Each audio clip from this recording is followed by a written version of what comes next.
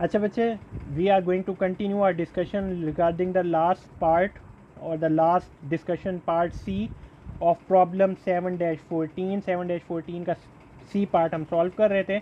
हमने D1 calculate कर लिया था जो कि 47.600 जवाब आया था। अगर किसी को नहीं समझ आ रही तो पार्ट इसका ए पार्ट पे चले जाए, ये बी पार्ट के नाम से वीडियो है, ए पार्ट में चले जाएं, आपको समझ आ जाएगी। ठीक है, अब D2 कैलकुलेट करने के लिए हमारा सिंपल वही 12% का ही हिसाब है। तो हमने D1 कितना कैलकुलेट किया 47,600, उसमें फिर 1+2% 12% ग्रोथ हम ऐड करेंगे। तो इसका जो आपके पास जवाब आएगा वो आपके पास आएगा 53,295। ठीक हो गया, यहाँ तक हम पहुँच गए। ये पहले साल के बाद ये दूसरे साल में हमें ये डिविडेंड मिलेगा। अब जब तीसरे साल की बात करते हैं तो अब हम यहाँ पे बात करेंगे the end of the third year और the start of the end of the second year और the start of the third year. तो यहाँ पे अब हमने क्या कैलकुलेट करना है, यहाँ पे हमने वो शेयर की प्राइस कैलकुलेट करनी है जो eight the end of the second year हो और at the start of the third year. और थर्ड ईयर से हमारा जो ग्रोथ है वो कितने परसेंट है, वो 7% टू इन्फिनिटी चलेगा, मतलब कांस्टेंट ग्रोथ है। तो पहले यहाँ पे निकाल लेते हैं D3 की वैल्यू आएगी is equal to D2 into 1 plus growth rate 7%। D2 की वैल्यू 53295 आपके पास आई है। 1 प्लस 7% आप इसके अंदर कैलकुलेट कर लें तो जो आपका टोटल आंसर आएगा वो आपका D3 का आंसर आएगा 57,025.65। ठीक हो गया, यहाँ तक आपकी कहानी कंप्लीट हो गई।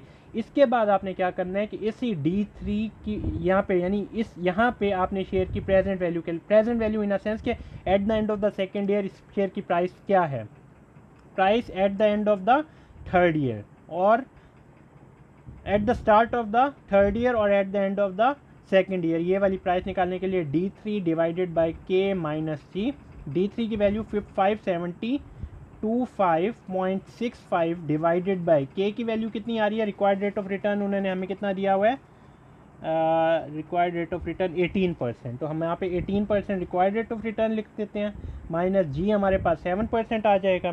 जब हम इसे पूरा सॉल्व करेंगे तो हमारे पास जो इसकी वैल्यू आ रही है डेट इज़ $518,415। ठीक हो गया, यहाँ तक हमारी बात कंप्लीट हो गई। अब हमने क्या करना है, हमने तमाम तीनों चीज़ें, इसकी भी प्रेजेंट वैल्यू आज इसकी वर्थ कितनी है, ये पैसे हमें 1 साल बाद मिलने हैं, ये पैसे हमें 2 साल बाद मिलने हैं, ये वाली वैल्यू होगी at the end of the second year और at the start of the third year, इसको 2 साल के लिए डिस्काउंट करना है। तो अब हम यहाँ पे तीनों की वैल्यू निकालते हैं। प्रेजेंट वैल्यू ऑफ D1 यानी 1 साल बाद जो डिविडेंड मिलने वाला है उसकी वर्थ क्या है, तो मैं यहाँ पे 47,600 into 1 plus required rate of return 18% raise to the power -1, यहाँ पे जब इसका आंसर निकालेंगे वो आएगा 40,317.20। प्रेजेंट वैल्यू ऑफ D2 की वैल्यू निकालेंगे, जो D2 क्या है 53295, 1 plus 18% raise to the power -2, जो अब इसका जवाब निकालेंगे वो आएगा 38,265.81। उसके ये तो हमने निकाल लिया 2 सालों का। 2 साल के बाद जो आपकी शेयर की वर्थ है, क्योंकि अब कांस्टेंट उसके बाद हो जाएगा, तो हमने 2 साल के एंड में जो आपकी शेयर की प्राइस है $518,415, इसकी फिर प्रेजेंट वैल्यू, इसे 2 साल के लिए डिस्काउंट करते हैं। सो present value of share price discounted for 2 years, तो इसमें आपकी जो वैल्यू आएगी तो हम वो निकालते हैं कि $518,415 को 1 plus required rate of return 18% 2 साल के लिए डिस्काउंट किया, तो जो आपके पास 2 साल के लिए डिस्काउंट करने के बाद वैल्यू आएगी वो बनेगी 372,222। अब आपने जब ये सारी आपने प्रेजेंट वैल्यूज़ कैलकुलेट कर ली। आज उस टोटल वर्थ उस शेयर की कितनी है, टोटल वर्थ उस शेयर की ये plus this one plus this one. तो हम क्या करेंगे,